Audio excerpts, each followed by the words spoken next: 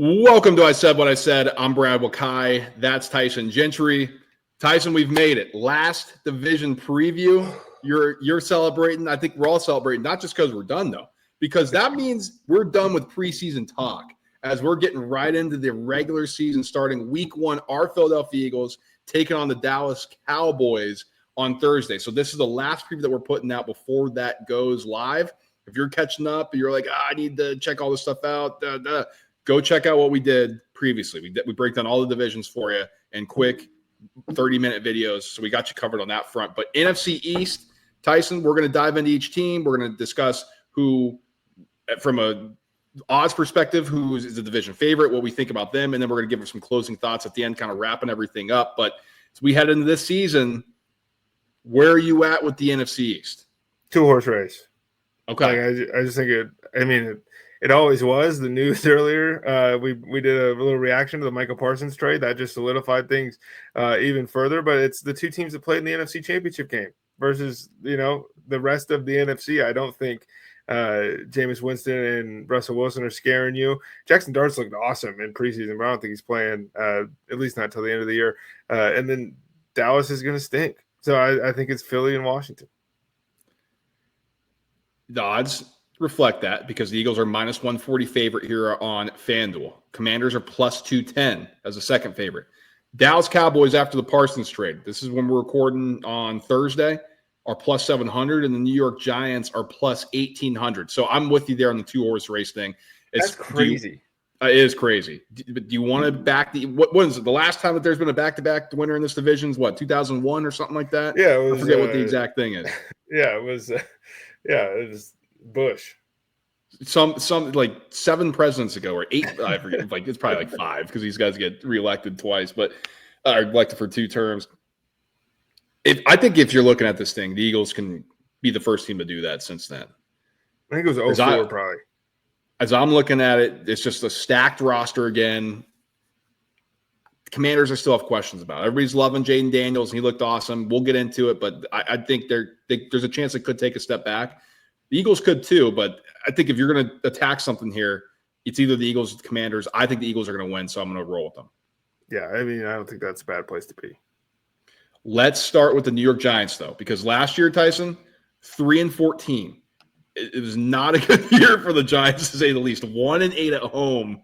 I mean, oh my God, those guys had to witness that. That is brutality for them. But they had 3 plays. That's true. They go out and get Russell Wilson. They bring in Jameis Winston, and they draft Jackson Dart. That's their quarterback situation there. When do you expect Jackson Dart to be the starting quarterback?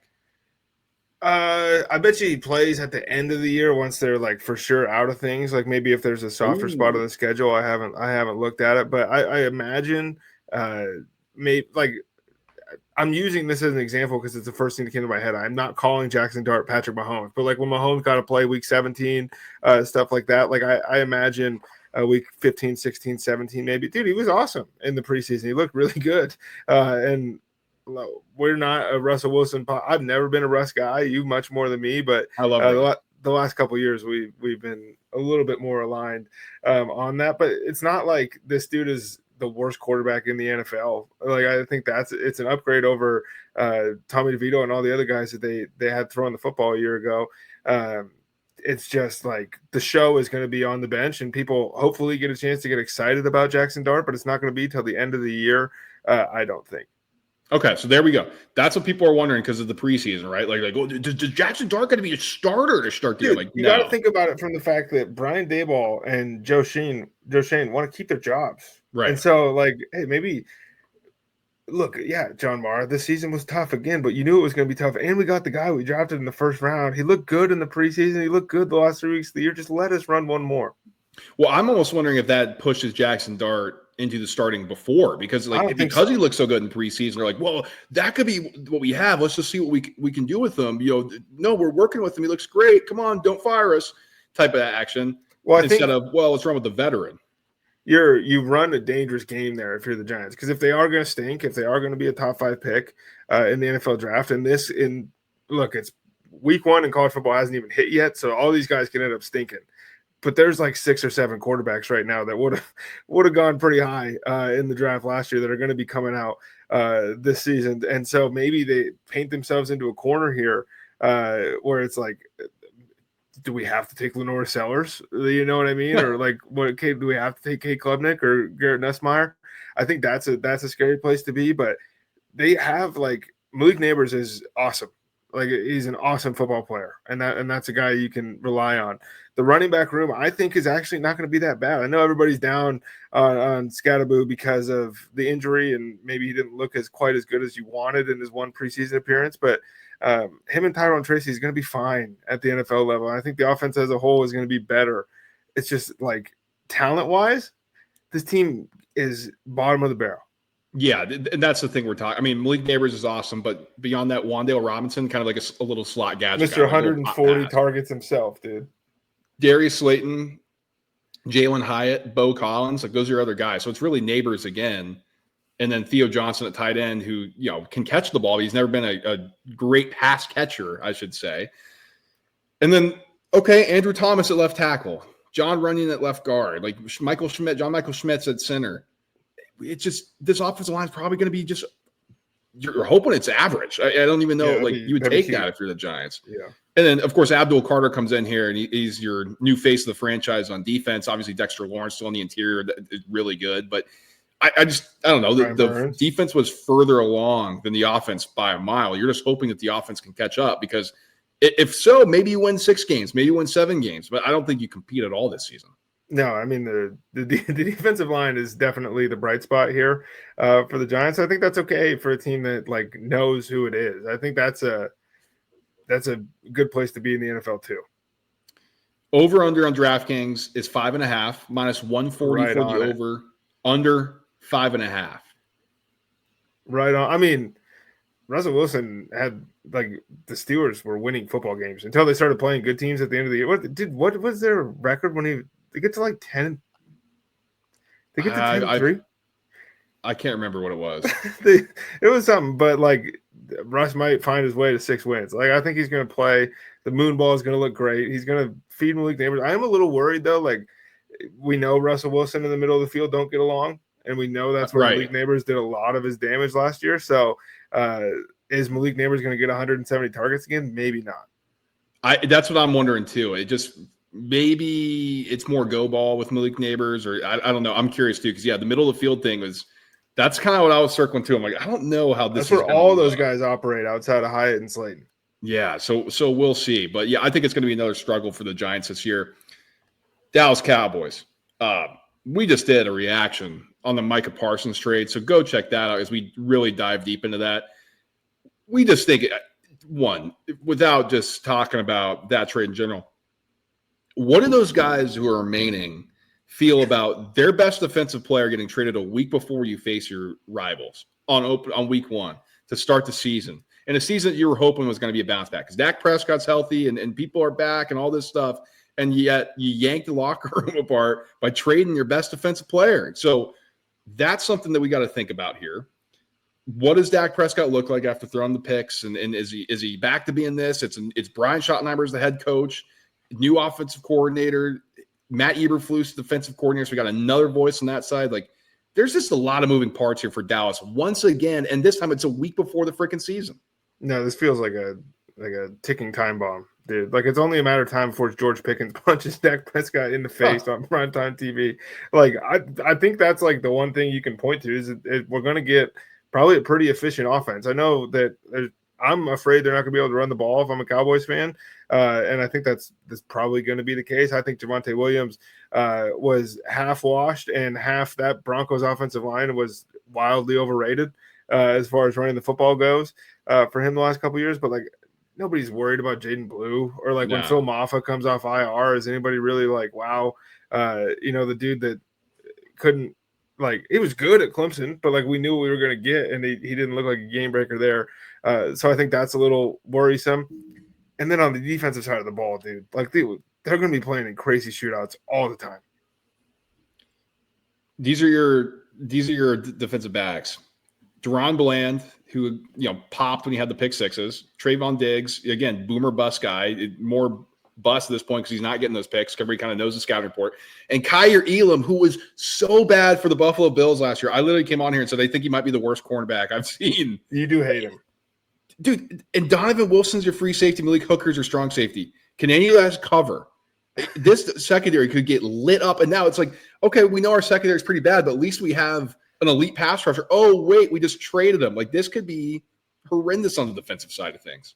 Yeah, and then Kenny Clark is supposed to fill in and stop the run basically by himself against a division that doesn't necessarily have the best running football teams in it outside of the Philadelphia Eagles. So maybe you get away with that against the Giants, or you get away with it, against the Commanders, because that's not going to be up the middle this year for them so much without Brian Robinson in there. But I can't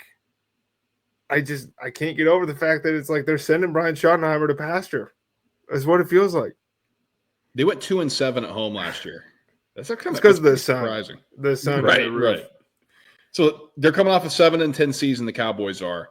Their win total at DraftKings is 6.5, minus 150 for the. 7.5, plus 100 for the over 7.5, minus 120 for under 7.5. So we think they got worse than last year, and yet their win total. You got to win 8 games. You got to win 2 more games than they did to hit the over there. Win 1 more game than they did last year to hit the over there. I don't know how you don't play the under. If you're viewing this as the way Tyson are. Now maybe you're not. Maybe you're like, well, it's not that big of a Dak deal. for a full year. This offense is going to be good enough for them to win 8 games. I hear you, but I don't believe it, because I don't know if Schottenheimer's a head coach. I don't know if this offense or the staff is going to be good enough. Like Eberflus, yeah, he can be a good defensive coordinator, but we don't think the talent's very good. That's the issue here. So I think the Cowboys are in trouble. Me too. Washington Commanders. You want to talk about everybody's darling now, man. I mean, listen, they were fun. They were awesome. Like Dan Quinn, we were high on the hire from Dan Quinn. Everybody's like kind of like, oh, I don't know. And it's like, dude, this guy's a freaking good head coach. He went to the Super Bowl. Like, you don't just do that very often, especially in a place like the Atlanta Falcons. They go 12-5 to make the playoffs. They make the NFC Championship game. Okay, great for the Commanders. Now they're going to take the step forward. Now, right now they're going to be competing for Super Bowls because Jaden Daniels is awesome, and he's amazing. He's a top 5 quarterback already. Terry McLaurin just re-signed. Deebo Samuel they traded for. But how many times we cautioned on here? Remember, sophomore slump. Why is that the case? Because defensive coordinators who get paid to stop this guy get a full offseason of tape on him. Okay, what's his strengths? What's his weaknesses? How can we limit those strengths? How can we amplify those weaknesses? I'm not saying that's necessarily going to happen here with Jaden Daniels, but it's something that I think people are not talking about enough when we preview and discuss how the Washington Commanders are going to do this year. No, I mean, the NFL is a great example. Quarterback position specifically, that progress isn't linear. And like to expect him to look exactly like he did last year, but be even better. It's a tall order for anybody, dude. He just walked in here and had one of the best rookie quarterback seasons of all time. The one thing with the Washington Commanders here, I know we're not quite at the win total time, but the early part of their schedule, these guys might get off to a hot start because they catch the Giants in week 1. Then they play the Packers, and it's like, okay, but then it's Raiders, Falcons, Chargers, Bears, Cowboys before they find their way to the Chiefs. They might be rolling into that Chiefs game 5-1. And that's a spot where if you like this team, you feel fully justified in everything you've been saying all offseason. And if you don't, you can point to the back half of the schedule, maybe, but that's pretty light too. They're old as shit. The Washington Commanders are the oldest football team in the NFL, and it's not even close. And I think that's a scary place to be because it's a bunch of guys ring chasing for an organization that's never won a ring that hasn't won a ring recently. That's like I can separate the night. Like, they were obviously awesome, but since me and you have been alive, this hasn't been a very well-run organization. Josh Harris as an owner hasn't not been doing very good in Philadelphia 76ers world. Is he all the way invested in the Commanders and just leaves the basketball team for what it is?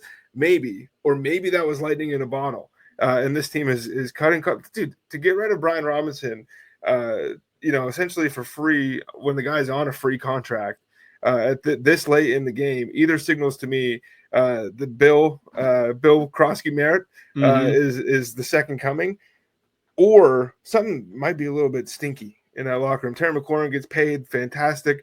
I still don't love the skill position players here. Zach Ertz is another year older. Is my boy, the Senator, Ben Sinnott, finally going to be able to step in here at tight end? But there's a lot more questions here than people are willing to admit. And that defense got a lot of breaks a year ago. I think that it's not going to be surprising if Washington wins 12 games again, and JD5 is awesome because like he's an awesome football player and he can lead you to 12 wins. But I also think there's a world in, we're having a 𝐃𝐨𝐧'𝐭 Stroud conversation about Jaden Daniels. Yeah, I think so too. Especially we're talking about the variance. How about the frickin' fourth down? And like, oh my God, they converted at a rate we've never seen in the NFL in fourth downs. And is it because Jaden Daniels is just amazing? Like, yeah, he's awesome. But also, you got to get really lucky for that to happen. And what happens if you lose even shave 20% off of that to go to the best year we saw before? We're talking about more turnovers on downs. Things like, or is this going to look the same? That's the other thing too, and I think that's something that's going. Like, yes, Cliff Kingsbury's. They didn't figure his offense out last year. Well, how much of that was him? How much of that was just like, oh man, we just can't quite figure out Jaden Daniels yet. But going in here, we might be able to. You mentioned the defense. Javon Kinlaw, you bring in mercenary. Von Miller, you bring it in here, mercenary. Frankie Louvu, Bobby Wagner, still your starting middle linebacker. We love him. He's probably a huge future Hall of Famer. But is that who you really want being your middle linebacker in this day and age? At that age, I don't know. Marshawn Lattimore, burnt toast. It feels like there's a lot of questions that I have for him too. Again, I'm with you. The upside is there. I'm not saying that they're going to suck and they're going to be drafted in the top 10. This isn't hating on the Commanders at all. This is trying to pump the brakes because all everybody's heard is how this team's going to be amazing, how they're going to compete for the NFC. They're better. They have a better quarterback than the Eagles have. The better skill position players, blah, blah, blah. And it's like, whoa, let's pump the brakes a little bit. And let's look at this from a lens of reality where we all know quarterbacks have taken step backs in year two. And that's fine. Like, nobody's saying that makes them suck or anything like that. But that is the other side of this. I don't think it's being talked about enough as we go into the season. 55-23.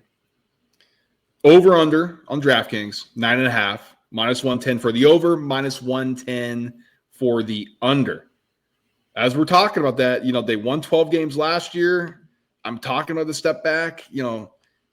That does scare me a little bit, but I think this team's good enough and based on the division to win 10 games again. I think they get 4 from the Cowboys, 4 from the Giants, and I think that helps a ton. Yeah, I'm right there with you. I think Washington's going to make the playoffs, that's a pretty sweet spot to be considering where they've been, outside of last season for a long time. But I don't think I'll say it right now on August 28th, they're not winning the Super Bowl. They're not playing in the NFC title game again. It's just not going to happen. I'm with you there. I am with you there. Let's close here with the Philadelphia Eagles coming off a Super Bowl championship. A lot of discourse this offseason. Is Jalen Hurts now top 5 QB? Oh, this and that. Well, the roster is so loaded. Then they freaking come out with these preseason rosters, and they're not even like the top 5 roster, like in terms of talent from some people. It's like, what are we doing here? So whatever. Nobody cares about that. Like if it's the offseason, so Eagles fans are going to get worked up. And it's like, no, our guy, this and that. Let's go into the season. Let's look at the roster. This is, if not the most talented, it's a top 3 most talented roster in the NFL from top to bottom. We're talking offense. We're talking probably them, Baltimore, Buffalo. Probably. Yeah, I would say. The Lions are up there too. That's true. Yeah. So, but we're talking about the Eagles again. It's not like they lost a ton of guys here, and they got a lot of young people, a lot of young players, a defense that emerged under Vic Fangio, who's got young players leading it. You add in 𝐬𝐝 Campbell. So, where are you at with the Eagles? We did our separate Philadelphia Eagles podcast that's on this feed that we dove in a lot about the 53-man roster and everything. But for those fans who aren't just like, hey, Eagles diehards, and you want to give them a where are the Eagles at type of thing heading into the season, what can you shed the light on? Well, I think everyone's pointing to the losses, especially on the defensive side of the ball. Milton Williams is gone. Josh Sweat is gone on the defensive line, and those are big shoes to fill. Milton Williams is one of my favorite players the Eagles have had in a long time. I love Milton, but Moro Ejima is going to hopefully fill in for that role. Shout out Shield. And I think that there's other they got dudes, that are going to step into these things. Alex Hunt was awesome in the playoffs, and if he can fill that Josh Sweat role in the regular season, you feel really good about that. Cornerback 2 is a little bit dicier when you get rid of Darius Slay, and now it's like, is it going to be Adoree Jackson? Because hair raising. Is it going to be 𝐃𝐨𝐵𝐿𝐵? Because that doesn't feel great either. Is 𝐵𝐷𝐻𝐿𝐵𝐻 going to have to step out of the nickel and now go on that to quarterback too? But Quinyon Mitchell was traveling. Vic Fangio wants him moving with the best receiver, which is a great place to be. If you're an Eagles fan, they're like, hey, this year 2 guy who's a top 5 corner in the league, if he's just erasing the number 1 wide receiver every week, you feel good about this defense. And then on the offense side of the ball, it's 10 of 11 starters back. Like it's Kevin Patullo. Jalen Hurts is now 6th play caller in 6 years. Which is both terrifying and maybe a little bit comforting. That like, hey, this guy just gets a new coach every year, a new system, and they figure it out. Patullo's got a little 𝐾𝐨𝐬𝐿𝐵 action in that coaching tree, and is Philly like, are they going to come out and go 5 wide? No, but they are going to throw the ball a lot more. And I think that there's a chance that a lot of these people that have been opening their mouths about Jalen Hurts can't throw the football, and Jalen Hurts isn't an above-average quarterback, and Jalen Hurts is carried by this roster, are going to have to eat their words, because in 2022, this guy was going to win MVP of the NFL before he hurt his shoulder, and then he put on a show. I think that A.J. Brown is going to go for 1,250 yards. Devontae Smith is going to go for 1,000. Saquon's going to run for 1,500, and the offense gets you to at least 10, probably 11, maybe 12, and they could push 15. Like they have a chance to have the best record in the league. And I just don't see a world outside of injury, of course, that this is like the Super Bowl hangover that the Eagles experienced in 2018. Every single thing we've seen from this organization has been, hey, this didn't work the last time we did it, and we're not going to do that again. And I just think Philadelphia is going to win this division. I think they're going to win 12, 13 football games and host a playoff game. Yeah, a lot of that makes sense. And we went through everything, and that's kind of what I was alluding to when I was talking they won about the 16 roster. of their last 17 a year ago, and the one they lost, 𝐿𝐴 Hurts got concussion in the first quarter. Yeah, he basically didn't play. It's like the second series. So, no, I mean, going up and down, they bring it back Dallas Goedert, who there was rumors that the tight end was going to be gone, and they didn't properly address that. Oh, okay, so Goddard's back, so you're fine there for another year. Saquon Barkley, if he doesn't have the best season in the history of pro football at the running back position, okay, I think you're going to be okay with that, right? Based on what this offense could do. The Patullo thing is interesting because we saw it not work with Brian Johnson. Okay, we go and get Kellen Moore, and it really worked. Now, at times it was rough, right? Like, how is this thing going to look when they are going 5 wide? And everybody's like, why don't they just run the football? Like, it could be classic Philly sports, where they're not doing what the fans want, and it looks sloppy or whatever. People are mad, even though they're winning 9 games and they have only 3 losses with 4 to go. Those are the things that are probably going to happen. But from a grand perspective here, I'm with Tyson. Like, this team is too talented to blow up. I think this team is too talented not to compete and win the division. And yeah, they had in 2023 the collapse, and everybody's questioning Sirianni. It's a lot different from when you are the guy that goes and wins the Super Bowl, from when you're the guy that loses it and everybody's like, well, I don't know, and then things start falling apart. I think there's going to be less pressure on the organization now internally on Sirianni. I think he can kind of do more things that allow him to be more comfortable, and I think that's a good thing for the Eagles. Everybody thinks he stinks. Everybody thinks he's a slap, blah, blah, blah. You don't have the success that you have in this league, even with the stacked roster, unless you can coach a football team, especially in the pro level. And so I think the Eagles are set up for success once again. I think so. Dude, it's 1 superstar, maybe 2 at like every position group on the field.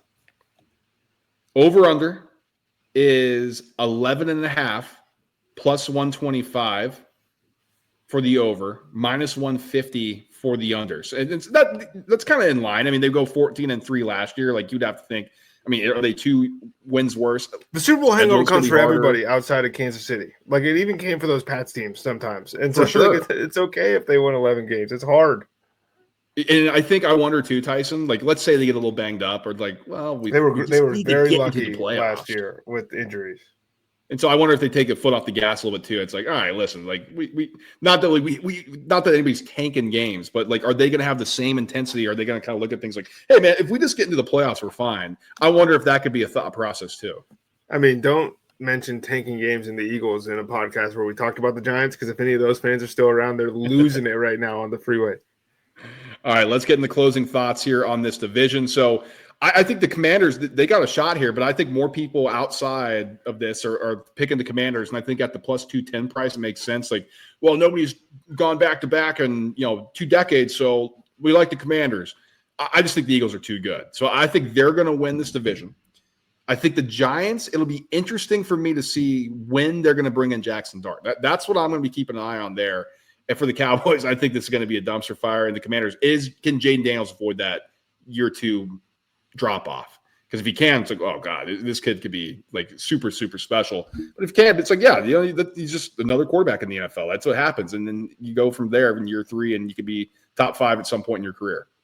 I think that I think this division has 2 of the guys that are going to finish in the top 6 of MVP voting.